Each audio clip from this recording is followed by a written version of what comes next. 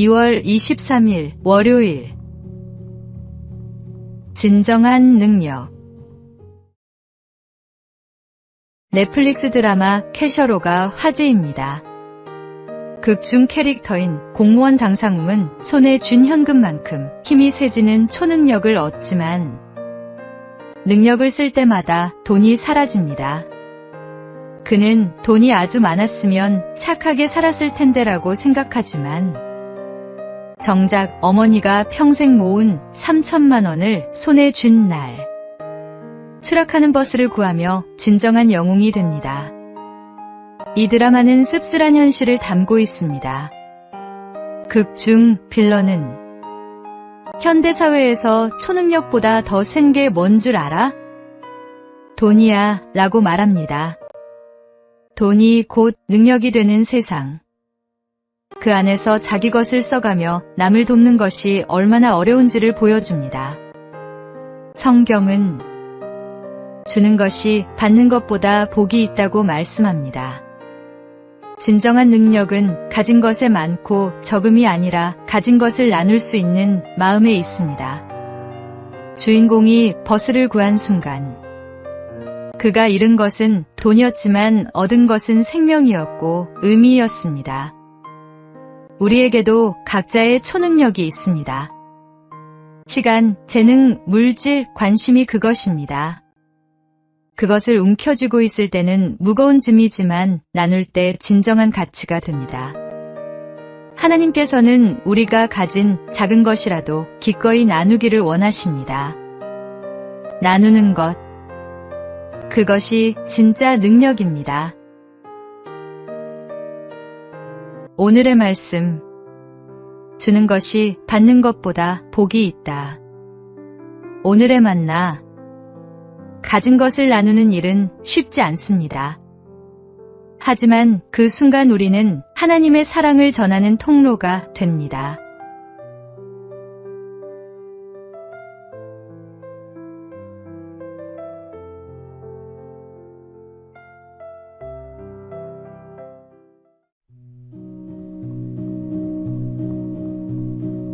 (2월 24일) 화요일. 진정한 가치. 어느 날 장의차를 타고 가는데 앞에 쌀가마니처럼 보이는 짐을 가득 실은 트럭이 달려가고 있었습니다. 그런데 트럭이 덜컹거리는 바람에 가마니 하나가 땅에 툭 떨어졌습니다. 트럭이 그냥 달려가자 장의차 운전사는 차를 급히 세우고 그 가마니를 차에 실으려 했습니다.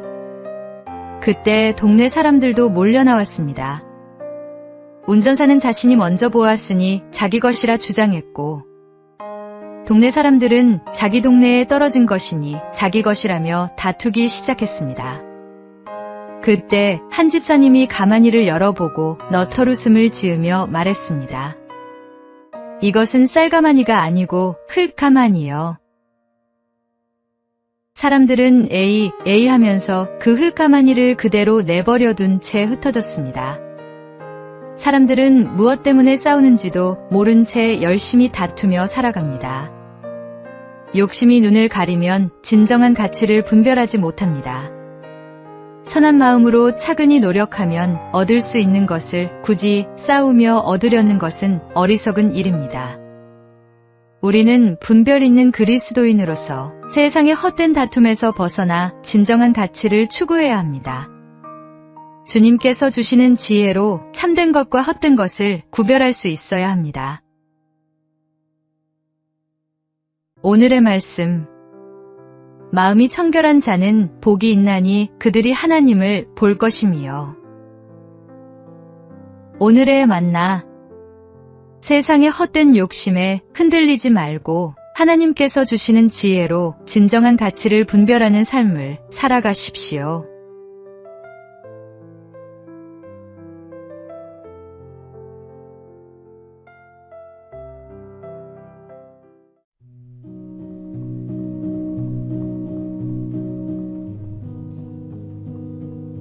(2월 25일) 수요일.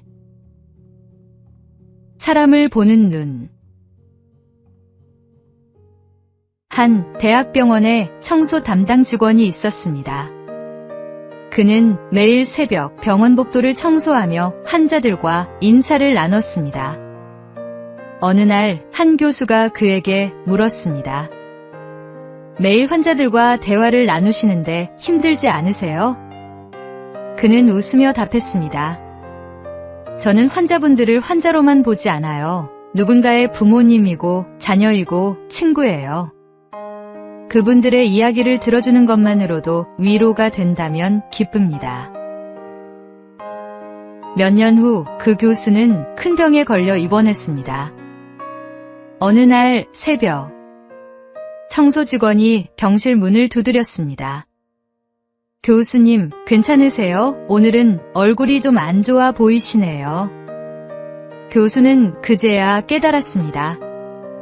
자신은 환자들을 병명으로 대했지만 이 청소 직원은 사람들을 사람으로 대했다는 것을. 예수님께서는 서로 사랑하라고 말씀하셨습니다. 진정한 사랑은 상대방의 직함이나 위치가 아니라 그 사람 자체를 보는 것입니다. 우리는 사람을 만날 때 어떤 눈으로 바라봅니까? 이용할 수 있는 도구로 보는지, 아니면 존중해야 할 인격으로 보는지, 그 차이가 관계의 깊이를 결정합니다. 오늘의 말씀. 각각 자기보다 남을 낮게 여기고 각각 자기 일을 돌볼 뿐더러 또한 각각 다른 사람들의 일을 돌보아. 오늘의 만나. 오늘 만나는 사람을 직함이나 역할이 아닌 하나님의 형상으로 지음받은 귀한 존재로 바라보시기 바랍니다.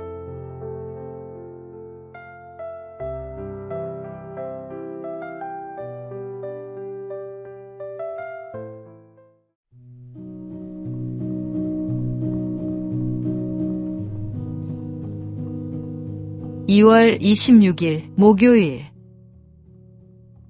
작은 일에 충성된 자. 한 대기업 인사팀장이 신입사원 면접에서 받은 이력서들을 살펴보고 있었습니다. 화려한 스펙들이 가득했지만 한 지원자의 이력서가 눈에 띄었습니다. 경력란에 편의점 야간 아르바이트 3년이라고 적혀 있었습니다. 면접장에서 팀장이 물었습니다. 편의점에서 3년이나 일했다고요? 지원자가 답했습니다. 대학 등록금을 벌기 위해 야간 근무를 했습니다. 처음엔 단순히 돈을 벌기 위해 시작했지만 어느 순간부터 제 일에 책임감을 느꼈습니다. 진열대 정리, 재고 관리, 손님 응대 하나하나에 최선을 다했습니다. 팀장이 다시 물었습니다. 그게 지금 우리 회사에 입사하는 것과 무슨 상관이 있나요? 지원자는 담담히 대답했습니다. 작은 일에 충실하지 못한 사람이 큰 일을 맡을 수 있을까요? 그는 합격했습니다. 예수님께서도 지극히 작은 것에 충성된 자는 큰 것에도 충성되고라고 말씀하셨습니다. 하나님께서는 작은 일에 최선을 다하는 사람을 통해 큰 일을 이루십니다. 지금 맡은 일이 작아 보여도 충실히 감당하십시오. 그 작은 충성이 모여 큰 믿음의 열매를 맺게 됩니다. 오늘의 말씀. 지극히 작은 것에 충성된 자는 큰 것에도 충성되고 지극히 작은 것에 불의한 자는 큰 것에도 불의하니라. 오늘의 만나. 하나님께서 우리에게 맡기신 작은 일들을 돌아보십시오. 그 일에 충성할 때 하나님은 더 큰 사명으로 우리를 인도하십니다.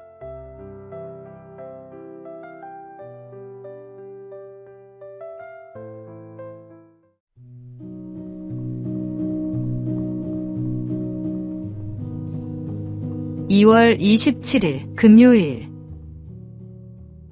당신만을 위한 귀. 젊은 부부가 친구들을 저녁 식사에 초대했습니다. 만 1살 된 아기는 2층 침대에 잠들어 있었습니다. 거실에서는 회사에서 있었던 일들을 나누며 즐거운 시간을 보내고 있었습니다. 떠들썩한 웃음과 음악 소리로 집안이 가득했습니다. 그런데 갑자기 젊은 여주인이 얘기하다 말고 자리에서 벌떡 일어나 2층으로 올라갔습니다. 아기의 울음소리를 들었기 때문입니다. 다른 사람들은 아무도 듣지 못했습니다. 모두가 이야기와 음악에 심취해 있었지만 어머니만은 달랐습니다. 어머니이기에 그 작은 울음소리를 들을 수 있었던 것입니다. 하나님도 마찬가지입니다. 우리의 울음소리에 귀를 기울이고 계십니다. 당신이 목마르고 배고프고 슬프고 힘들어서 울 때마다 하나님은 그 울음을 달래주기 위해 달려오십니다. 당신의 기도가 다른 사람의 기도에 밀려 묻힌다고 근심하지 마십시오. 사람들이 돌아보지 않아도 하나님은 당신을 향해 뛰어올 준비가 되어 계십니다. 세상의 소음이 아무리 크더라도 하나님은 당신의 작은 신음까지도 들으십니다. 무엇이든 기도하십시오. 하나님은 당신만을 위한 귀를 열어두고 계십니다. 오늘의 말씀. 아침에 주께서 나의 소리를 들으시리니 아침에 내가 주께 기도하고 바라리이다. 오늘의 만나. 오늘 작은 기도라도 주님께 올려드리시기 바랍니다. 그분은 당신의 기도를 듣고 계십니다.